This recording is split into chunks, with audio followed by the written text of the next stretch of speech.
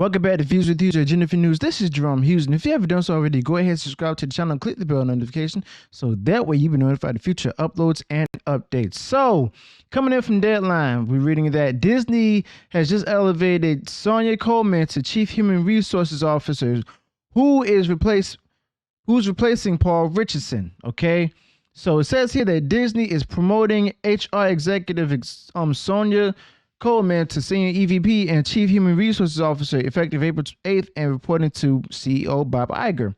Coleman, who most recently led human resources for Disney Entertainment and ESPN, succeeds Paul Richardson, who is leaving the company after more than 15 years.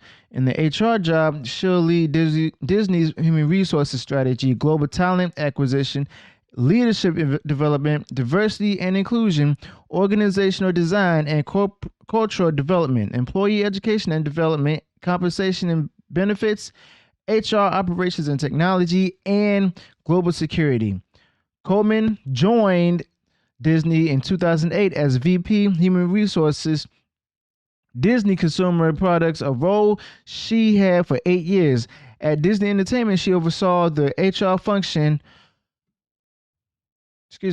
She oversaw the HR function across ABC Entertainment, ABC News, ABC-owned television stations, Disney branded television, Disney Television Studios, which is 20th Television, ABC Signature, 20th Television Animation, Walt Disney Television Alternative, Freeform, Hulu Originals, National Geographic Content, and Onyx Collective.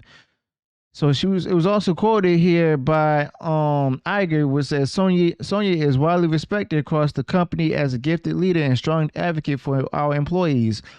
Her proven expertise leading the human resources function for our general entertainment businesses and ESPN during a period of unprecedented transformation makes her the perfect choice to lead this function company-wide as we implement our new operating structure and position Disney to capitalize on the opportunities ahead. Iger thanked Richardson for his years of service and her years of service and contributions to numerous initiatives, including Disney's Heroes Work Here Veterans hiring program. So she was quoted saying, "It is truly an honor to be named to this role, and I am grateful for the confidence that Bob has placed in me." Coleman said, "Disney is unrivaled because of the talent, dedication, and enthusiasm of our cast members and employees. They are the key to our success, and I look forward to being their greatest champion as we move forward through the important company-wide transformation underway that will truly empower the people behind the magic of Disney." Disney has been in major restructuring mode since Iger returned to the helm in November. Last month, it announced plans to cut 7,000 jobs and $5.5 billion in costs. So, I'm going to go ahead and get right into this right now. So, they replaced the previous human resources chief, who was Paul Richardson, with a woman of color by the name of Sonia Coleman. All right. So it shows here that she's going to replace him after more than 15 years. She was previously head of the HR at Disney Entertainment, even ESPN, as well as Hulu. And now she's going to report directly to CEO Bob Iger. So in other words, that means that anything that's going on with creators as well as who's being hired for what, she's going to have to answer to Bob Iger, even if they're not doing a good enough job with the projects. Okay, so many people has been predicting this, myself including, that somebody in the higher ups was going to be replaced.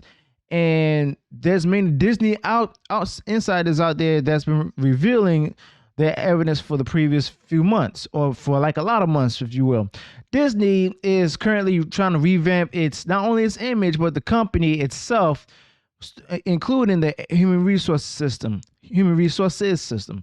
And this, one can say that it's smart on their part to replace Richardson, who oversaw all the diversity, equality, and inclusion initiatives. In other words, DEI.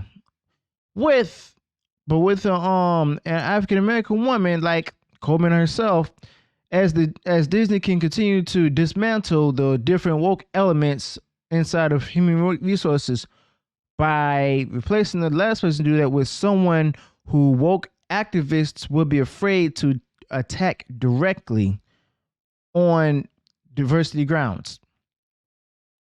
So in other words, they went on ahead and took one person who's continuing to promote woke with someone else who is far more woke than the last person.